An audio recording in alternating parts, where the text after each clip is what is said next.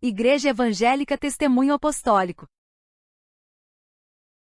A palavra de hoje será ministrada pelo pastor Flávio Leonel. Desejamos um bom culto e que Deus seja louvado. Estamos no culto da família, abrindo as nossas Bíblias em Marcos capítulo 10. Eu vou ler dos versículos 13 a 16 com o tema: dos tais é o reino de Deus. Quando Deus olha para mim e para você, é dessa forma que Ele espera que nós nos acheguemos a Ele. Olha só.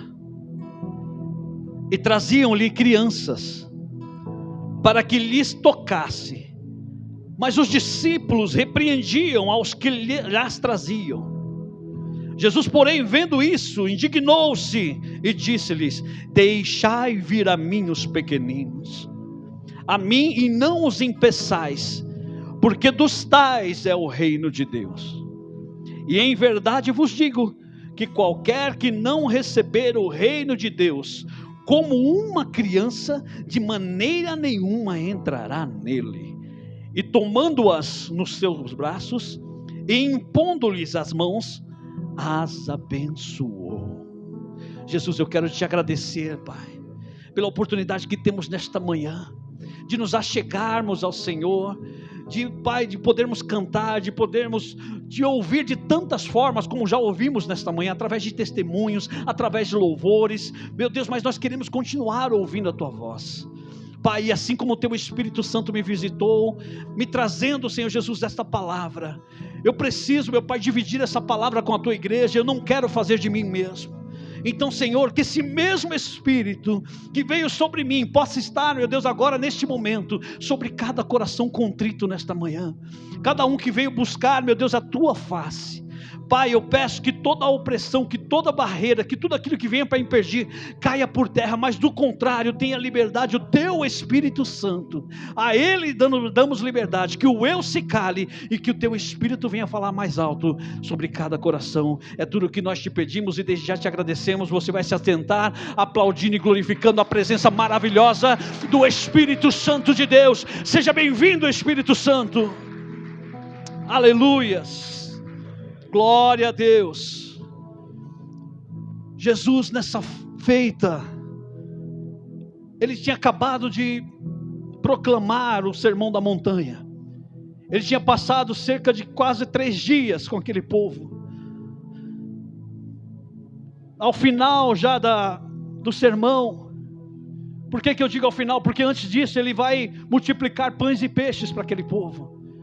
O povo estava cansado e Jesus viu a necessidade de que eles se alimentassem. Chega um momento que Jesus olha para eles e Jesus fica tocado pela vida deles.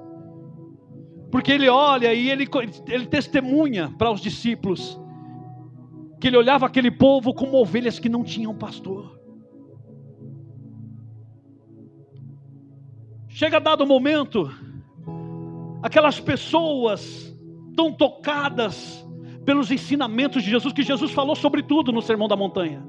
Ele falou sobre vida cotidiana, sobre vida social, sobre vida em família, ele falou sobre tudo, sobre o reino dos céus, ele falou sobre os bens dessa terra, ele falou sobre os maiorais, porque as pessoas tinham muito isso, principalmente esse povo que estava ali diante de Jesus. Eles tinham aquele complexo de inferioridade, pelo lugar que moravam. Era um pessoal que viviam da pesca, a grande maioria. Era um pessoal que não tinha vivência em Jerusalém ou em Jericó, que era a cidade mais rica daquela época. Muitos deles sonhavam com este momento, mas não poderiam se achegar. E eles percebem em Jesus, falando eloquentemente, de um jeito simples que eles poderiam entender. Porque por vezes você vai observar Jesus no Sermão da Montanha, ele está usando parábolas. Servir a Jesus é coisa simples. É coisa que eu e você vemos e conseguimos entender. Você não precisa nem ser tão eloquente, você não precisa ser letrado. Você apenas observa e fala: é Jesus que está fazendo. O povo consegue observar em Jesus, nos ensinamentos dele, um mestre. Eles começam então a olhar em Jesus um mestre. E o costume da época, para as crianças, era os pais ensinarem os mandamentos de Deus em casa. Sabe aquela leitura de Provérbios que nós lemos aqui toda vez que vai se apresentar uma criança? Ensina o teu filho no caminho que se deve andar. Os pais tomavam conta disso, eles faziam isso em casa. Eles eram obrigados ou ordenados por Deus a ensinarem os filhos. Aos 12 anos, a criança era obrigada, ou os pais deveriam levar eles até um mestre ou um rabino, para que dali fosse dado sequência aos ensinamentos. Então aquilo que você vê na vida de Jesus, quando os pais procuram, ele está no templo ensinando, e o pessoal está admirado com a sabedoria dele, não era coisa corriqueira. O que eles admiravam era a eloquência com que Jesus abordava os assuntos. Porque eles olhavam para Jesus e olhavam para os pais. Como que pode ser tão sábio? Os pais não são letrados. Talvez os pais nem frequentavam a sinagoga. Mas Jesus tinha tamanha eloquência em falar da palavra. Quando esses homens, ou quando essas pessoas que estão ali diante de Jesus, tomam o intuito de levar as crianças até Ele, eles estavam reconhecendo que Jesus era mestre. Jesus, eu entrego nas tuas mãos. Alguém dos discípulos, quem sabe, porque aí está falando, alguém chegou lá dos discípulos e falou, tentou impedir. Por quê? Porque esse povo era considerado, aleluia, não dignos. Sabe, as sinagogas de Jerusalém jamais receberiam essas crianças, porque são pessoas indignas.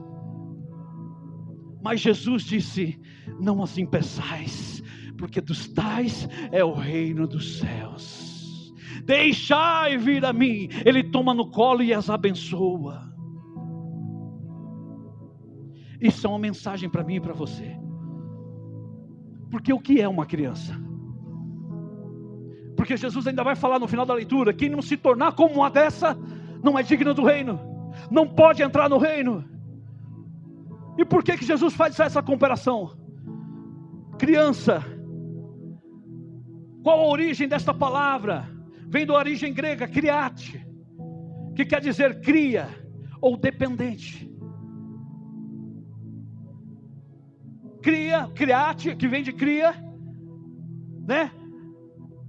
É dependente ou cria, alguém que nasceu.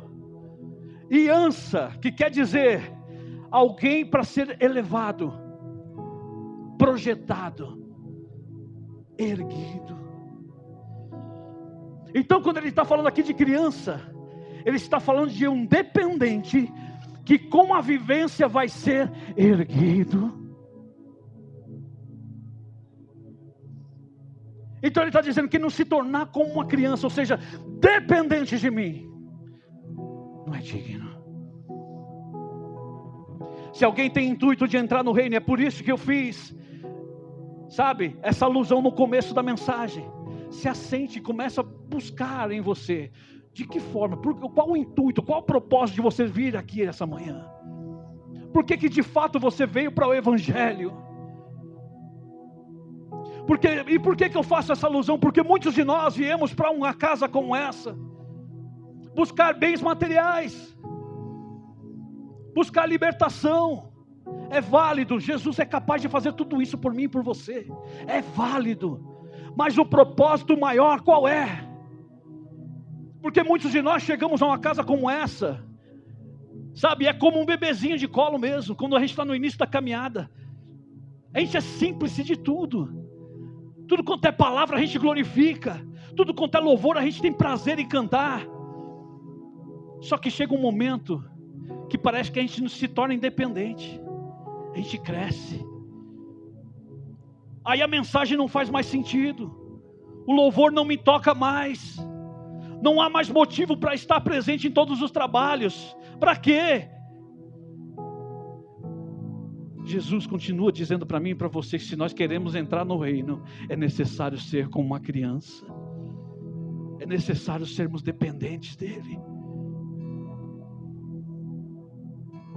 Pastor, como é que o senhor pode afirmar isso? Não é difícil você ir nas igrejas, Eu tive a oportunidade de estar em algumas esses meses passados. E você vê por vezes o pastor se esgoelando aqui na frente. Os levitas, quando vão cantar, se esgoelando aqui na frente. Quando muito, o orador ou o pregador, ele tem que falar de microfone. Eu posso ouvir um amém, eu posso ouvir um glória a Deus, um aleluia.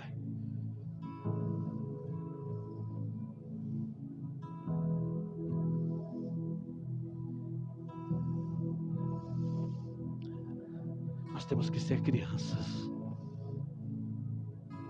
Isso não vem de hoje.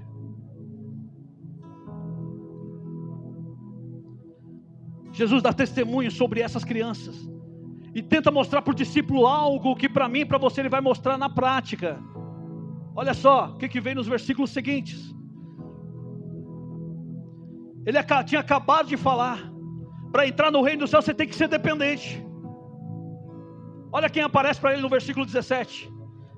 E pondo-se a caminho, correu para ele um homem, o qual se ajoelhou diante dele e lhe perguntou: bom mestre, que farei para herdar a vida eterna? E Jesus lhe disse: por que me chamas bom? Ninguém há bom senão um, que é Deus. Tu sabes os mandamentos: não adulterarás, não matarás, não furtarás, não dirás falsos testemunhos, não defraudarás alguém, honra o teu pai e a tua mãe.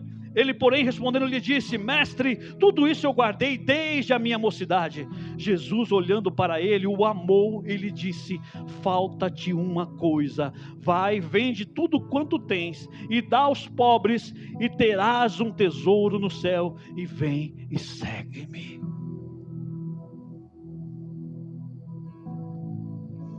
Jesus tinha acabado de falar, como ele tem acabado de falar muitas vezes conosco através da palavra, sobre sermos dependentes, sobre fazer, quando ele está falando de ser dependente, é de você vir fazer parte do reino. Não é a sua vontade que prevalece, é a vontade dele.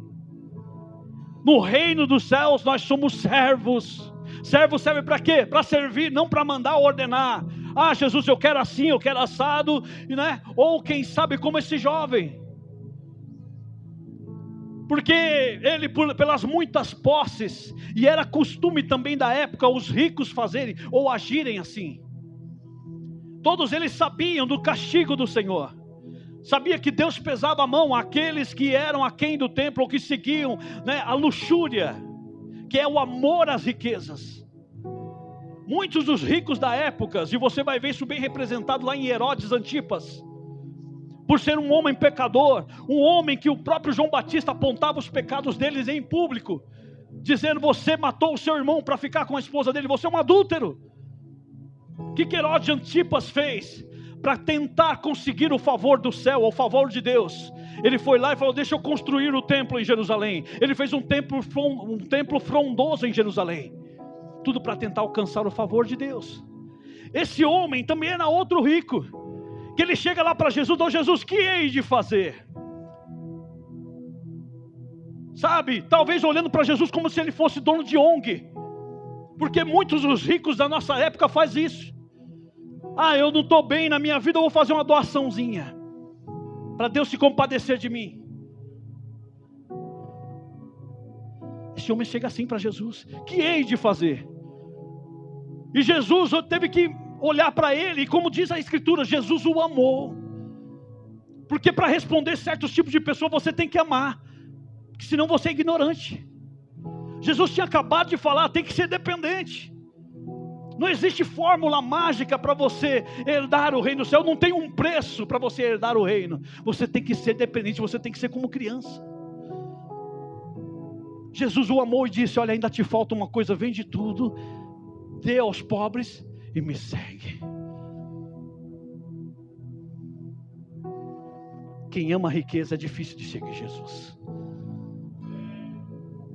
Porque olha só no versículo 22. Mas ele, contrariado com essa palavra, retirou-se triste, porque possuía muitas propriedades. Então Jesus, olhando ao redor, disse aos seus discípulos: quão dificilmente entrarão no reino de Deus os que têm riquezas. O meu e o seu propósito de vir a um lugar como esse não é buscar coisas materiais. A primeira para mim e para você nesta manhã é isso: não venha para a igreja ou venha a Deus por coisas materiais, porque quando Ele raiar nas nuvens, talvez eu e você fiquemos pelo amor às coisas materiais. Porque quem vem a um lugar como esse buscar coisas materiais, ele abandona quando ele perde. Ele deixa a fé, ele deixa o amor a Deus, ele se apostata. Porque Deus me roubou, Deus me tirou. Ele não é capaz de fazer como Jó: Deus deu, Deus tomou, bendito seja. Não, eu estou com Deus se Ele me der coisas. Então Jesus falou: quão dificilmente é, ou será, ou entrará no céu um rico, porque ele ama o que possui. Existem pessoas que vêm com esse propósito, apenas coisas materiais. Só que existe uma outra classe também em nosso meio. Olha só, Jesus começa ainda a seguir no seu caminho. Aí no versículo 28, olha Pedro. E Pedro começou a dizer-lhe: eis que nós tudo deixamos e te seguimos. E Jesus respondendo disse: em verdade vos digo, ninguém há que tenha deixado casa, ou irmãos, ou irmãs, ou pai, ou mãe, ou mulher, ou filhos, ou campos, por amor de mim e do evangelho, que não receba 100 vezes tanto, já neste tempo, em casas, e irmãos, e irmãs, e mães, e filhos, e campos, e perseguições, e no século futuro, a vida eterna. Pedro, quando viu Jesus falando: olha, quem tem muitos bens, ou quem tem riquezas, não vai entrar. Aí Pedro já se alegou: estou dentro, Senhor, nós deixamos tudo, e aí, já me nomei agora. Jesus está dizendo: qualquer um de vocês que deixar, já vai receber 100 vezes mais. O que Jesus está falando aqui? Que se você perde uma família aqui na terra, olha o tamanho da família que Ele vai prover na tua vida. Você percebe que Ele está falando tudo no plural? Aquele que deixar pai, mãe, vai receber pais, mães. Olha quantas mães para você cuidar. Olha quantas mães, olha quantos pais para cuidar de você. Olha quantos irmãos você tem.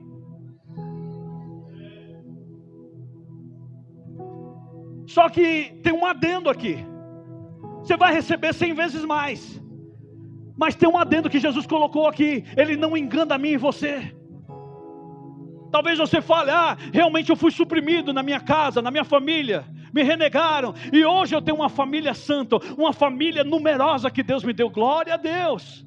Só que tem um adendo aqui: Jesus não me engana e te engana também. Ele está dizendo aqui: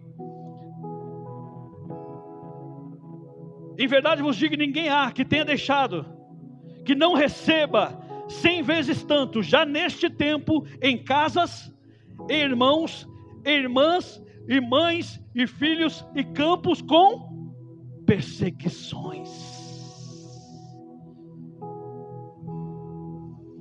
Tem gente que quer a família de Deus, mas não quer ser perseguido. Tem muita gente deixando a casa do pai, ou deixando de viver como criança na presença dele, dependente dele, por causa das perseguições. Ai pastor, quando eu estava fora da igreja, parecia que era tudo tão melhor, ninguém falava mal de mim. Jesus não te enganou e Ele não me engana também. É com perseguições mesmo.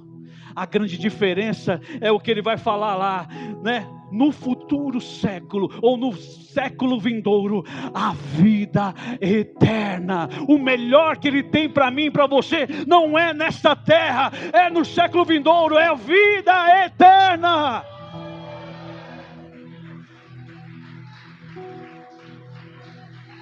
Aqui é perseguição mesmo. Pastor, essa semana eu tive que ouvir, mas vocês são premiados, parece que tudo acontece com vocês. Glória a Deus, é sinal que nós estamos no propósito, estamos no caminho. Porque quando vem a luta, Deus já manda também um escape. É motivo para agradecer, é motivo para louvar mesmo. Percebe, são duas buscas. Um que veio buscar tentando pagar Jesus.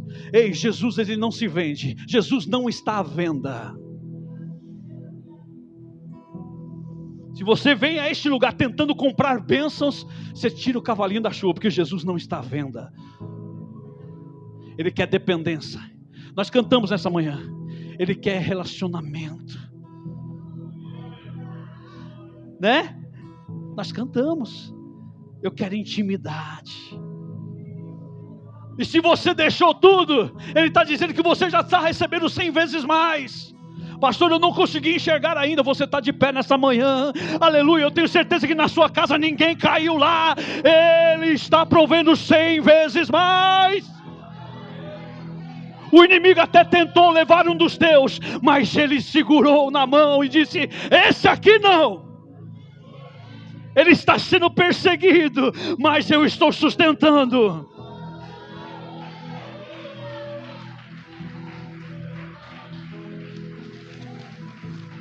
Aleluia. De repente Jesus pensou que já tinha passado. Claro, ele é onipotente, onipresente, ele sabe das coisas.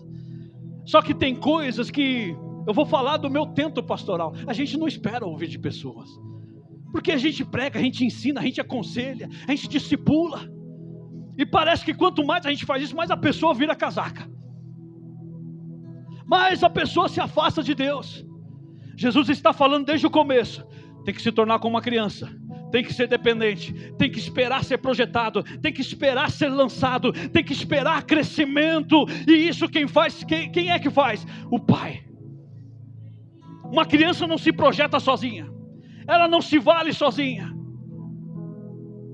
Vem um lá, tenta comprar as bênçãos, o que hei de fazer? Vem um outro: eu deixei tudo, o que eu vou ganhar? Ele estava olhando Jesus como um patrão, talvez como eu e você. Senhor, eu faço tanto na tua casa, por que eu não recebo? Porque Ele não é teu patrão, Ele é teu Pai. Quando Jesus pensa: não posso, será que eu vou encontrar a mais do que isso? Será que essas pessoas não vão entender que eles têm que me buscar como crianças? Aí vem esses dois aqui, versículo 32. E iam no caminho, ou melhor, versículo 35. E aproximaram-se dele Tiago e João, filhos de Zebedeu, dizendo: mestre, queremos que nos faça o que pedimos. Sabe o que eles estão pensando aqui? Que Jesus é um gênio da lâmpada. Ô Senhor, eu sei que o Senhor faz milagre. Talvez o intuito que muita gente vem num lugar como esse: eu vou lá buscar a minha bênção, eu vou lá porque tem um revelador lá. Olha, eu vou lá porque alguém vai profetizar sobre a minha vida, que eu isso e aquilo. Eu vou só ter bênção, a chave do carro, a chave da casa, o meu casamento, o meu trabalho. Olha Deus como se fosse um gênio da lâmpada. Esfrega a lâmpada, ou esfrega a Bíblia, sai lá um gênio lá: quanto, o que queres que eu te faça? E Jesus resolve dar corda a esses homens. Eles dizem na hora: Senhor, mestre, queremos que nos faça o que pedirmos. No 36, ele lhes disse: que quereis que vos faça? Eu vejo essa fala de Jesus como um sarcasmo para eles. Porque quem era o mestre ali? Quem é que tinha que ser servido nesse momento? Não, os homens estão diante dele querendo ser servidos, querendo ordenar. Te traz alusão a alguma coisa? Quantas vezes nós não já dobramos os joelhos, querendo ordenar a Deus, ordenar a bênção? Senhor, tem que ser assim, assim, assim, assado. Ou seja, o Senhor tem que fazer o que eu quero. E Jesus resolve dar corda aí só para ver o que eles iam falar. Que quereis que vos faça? 37. E eles lhe disseram: concede-nos que na tua glória nos assentemos, um à tua direita e outro à tua esquerda. Meu Deus. Se ele está falando que dos tais, e quem eram esses tais? Os pequeninos, as crianças. Uma criança não se manda, ela é totalmente dependente. Ele já está aumentando mais do que as riquezas deste mundo. Eu quero na tua glória assentar à direita e à esquerda. Tem pessoas que vêm a um lugar como esse, a uma casa como essa, ou buscam a face de Deus, jejuam, sobem monte, desce monte, para alcançar ministério. Porque estando nos altares eu estarei mais perto de Deus. Quem sabe, né, com o direito como o desses homens de me assentar a uma à direita ou uma à esquerda. Jesus vai explicar para ele, eu não quero estender muito aqui, mas depois você pode ler, que o maior, se você quiser ser o maior, você tem que ser o menor. Se você quer ser o maior, você tem que servir a todos. Não é quem você escolhe ou quem você gosta mais, é a todos. Tem pessoas que almejam o altar porque, ou o ministério episcopal, porque, eu vou ser um líder renomado, eu vou ser um pastor. Você tem que servir a todos. Ser pastor é servir, não é status.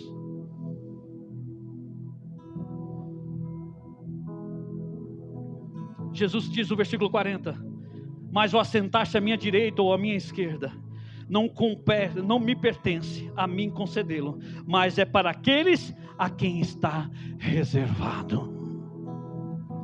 Existe um lugar reservado para cada um de nós, mas está reservado para os tais. Quem são os tais? Aqueles que vivem na dependência dele. Porque ele disse bem claro, que quem não se tornar como uma criança, não entrará no reino. Então toda a nossa busca aqui na terra será em vão. Porque o melhor do reino de Deus está lá.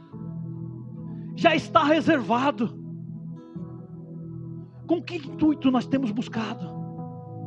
E por que, se somos crianças diante dele, não agimos como tal quando sabemos que ele está no recinto? Se você começar a observar uma criança, e eu passei a observar, na sexta-feira, eu saí para trabalhar, mas como estava muito fraco, eu parei numa praça pública, e ali estavam vários pais, com as crianças andando de bicicleta, aquela gritaria toda. E eu sei que eu comecei a observar uma família, eles estavam brincando ali, até a bola chegou, bater no carro, tal. O pai veio pedir desculpa, eu falei, não, tudo bem. E fiquei observando. Dado um tempo ali, os avós dessa criança chegam na praça também. Essa criança, eram um menino e a menina.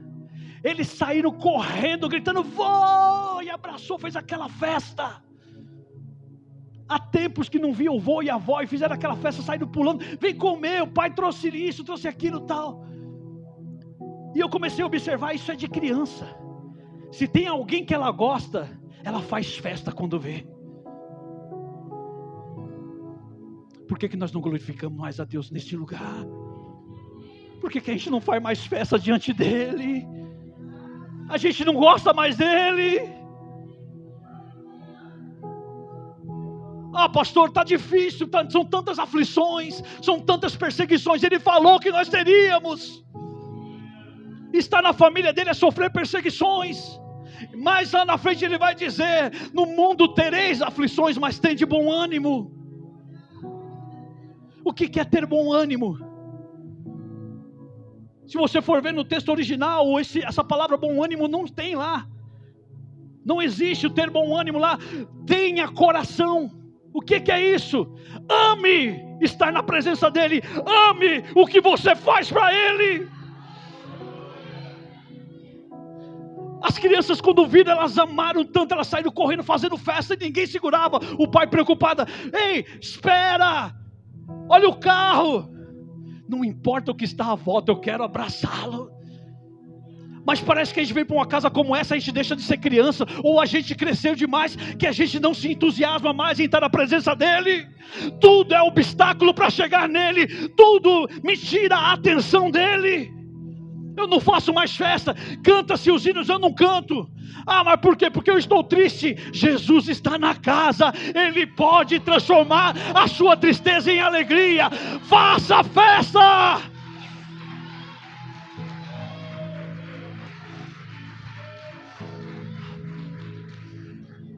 Jesus não tinha perdido as esperanças ainda. Depois desse episódio, ele ainda continua seguindo o caminho. E agora eu quero que você abra comigo em Lucas. Lucas capítulo 18. A partir do 35. Dentre todas essas buscas a Jesus, O primeiro era rico demais, tentou comprá-lo, né? O segundo foram os próprios discípulos dizendo: eu deixei tudo, o que nós vamos ganhar? O terceiro é aquele que já estava exigindo lugar lá no céu. Eu quero ficar à direita e à esquerda. E Jesus então precisa provar que ainda existe em nossos dias alguém que busca Ele como criança.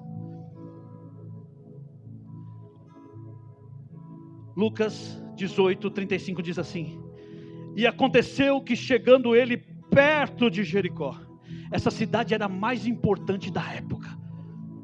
Jericó foi a primeira província a ser conquistada pelos hebreus quando atravessaram o Jordão. No entanto, era a cidade mais rica da época. Esse nome Jericó significa o perfumado, ou cidade das palmeiras.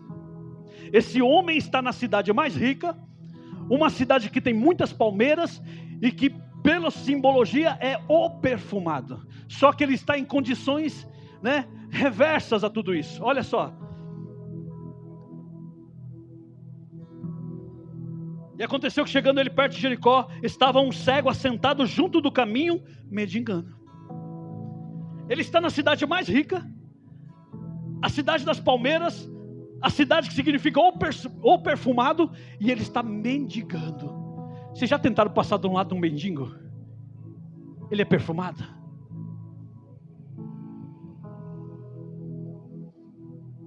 Toda a condição daquele homem era aversa ao lugar que ele estava.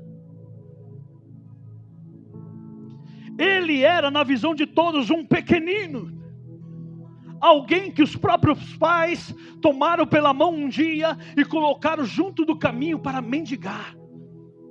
É por tua conta. Alguém que dependia de alguém. Alguém que dependia de alguém que passasse ali com um coração bom para lhe dar pelo menos uma moeda, um resto de comida. E quantas vezes nessa caminhada, aquele homem, mesmo sentindo que a comida estava estragada, ele teve que comer porque era a única coisa que ele tinha. Na cidade mais rica, chamado perfumado, ele era mal cheiroso, todo sujo.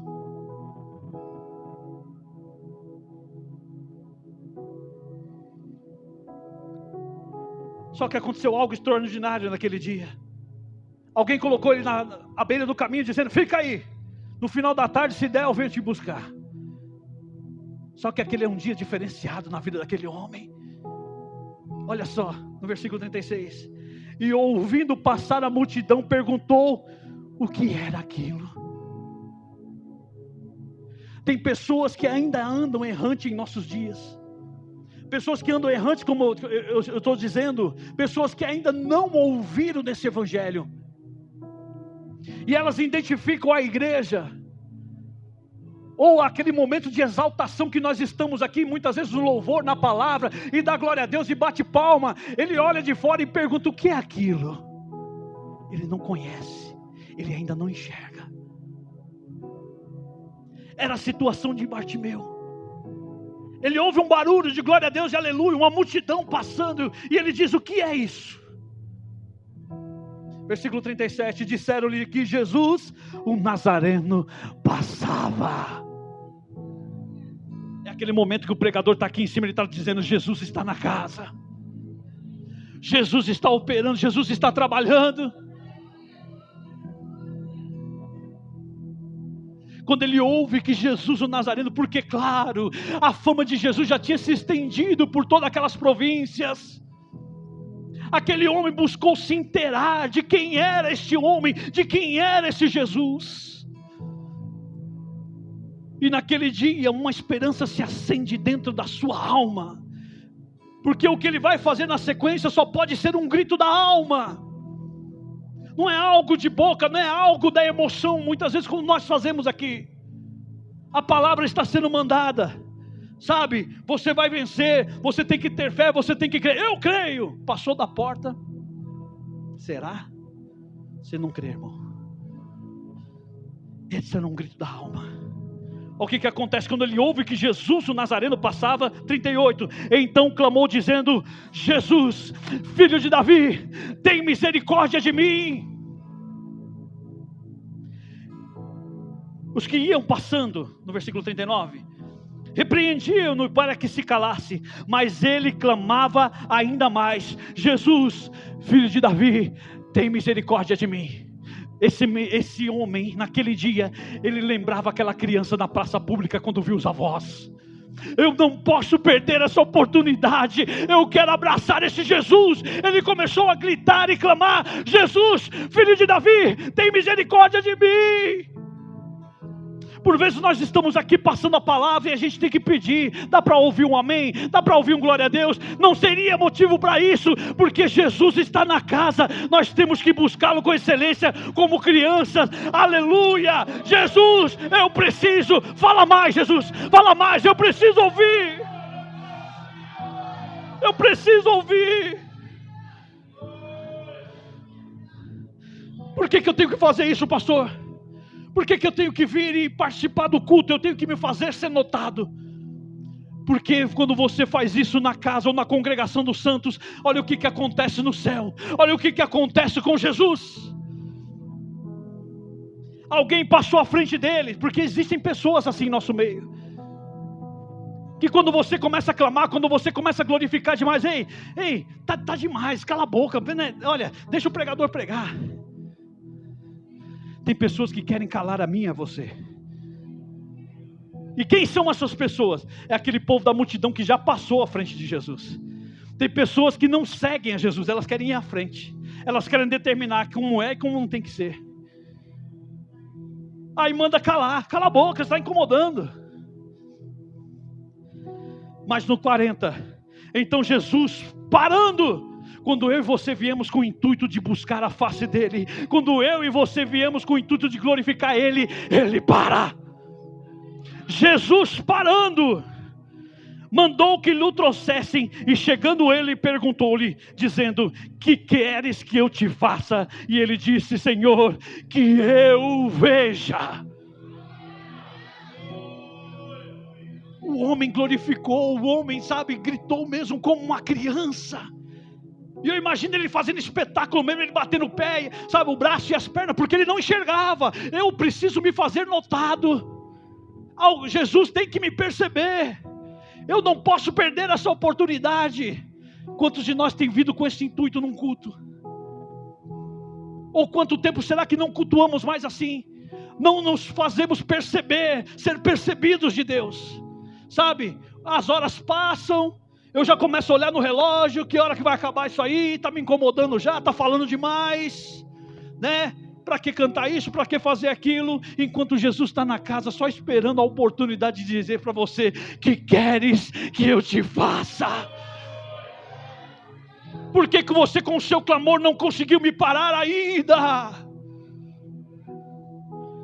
Percebe? Jesus falou a mesma coisa que falou para os filhos de Zebedeu: que queres que eu te faça?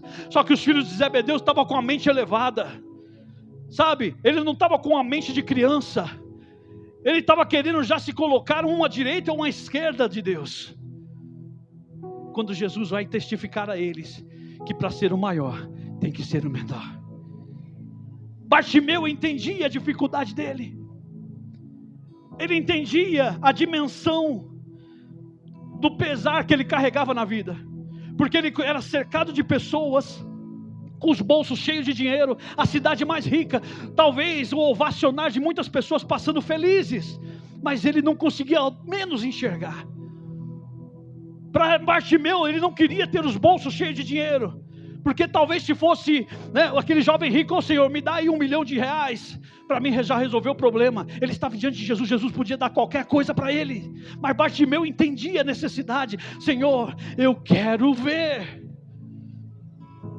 Talvez você venha anos numa casa como essa, você vê as pessoas louvando a Deus, você vê as pessoas glorificando, outras testemunhando, outras falando em línguas, outras, se derramando na presença, e você não entende. Por quê? Eu queria sentir isso aí.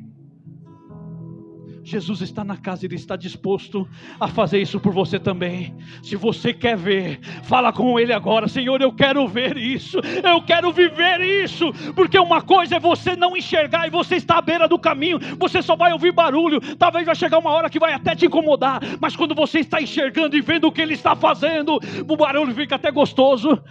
Porque quem começa a fazer barulho é você. Percebe? Bartimeu entendeu isso, ele falou: Senhor, eu quero ver. Se você veio com o intuito de ver, olha o que Jesus vai responder para mim e para você: vê, a tua fé te salvou. E logo viu, seguia, glorificando a Deus. E todo o povo vendo isso, dava louvores a Deus. Talvez as pessoas olhem para você hoje e não seja motivo de louvar. É um derrotado, não conquistou nada na vida, só deu trabalho. Mas se você quer ser alguém para o louvor da glória, fala com Ele agora, Ele está na casa. Seja como criança, seja como a criança diante dEle. Porque criança, o ser criança, ele reconhece a sua debilidade, as suas fraquezas. E quando ele reconhece a sua debilidade, a sua fraqueza, a primeira pessoa que ele corre é para o pai. Ô pai! Aí chega aquele momento que Jesus tomou as crianças no colo e fez o quê? As abençoou. Se você veio servir como criança, vai chegar esse momento, ou está chegando, ou já chegou hoje mesmo, dele te tomar no colo e te abençoar como criança, porque você depende dele. É só dizer: eis-me aqui, Senhor. Eu não quero mais ficar à beira do caminho. Eu não quero tão pouco almejar as coisas desse mundo. Se até hoje eu estava reagindo assim: Senhor, eu não quero mais. Eu quero voltar a ser como criança. Eu quero continuar sendo dependente do Senhor.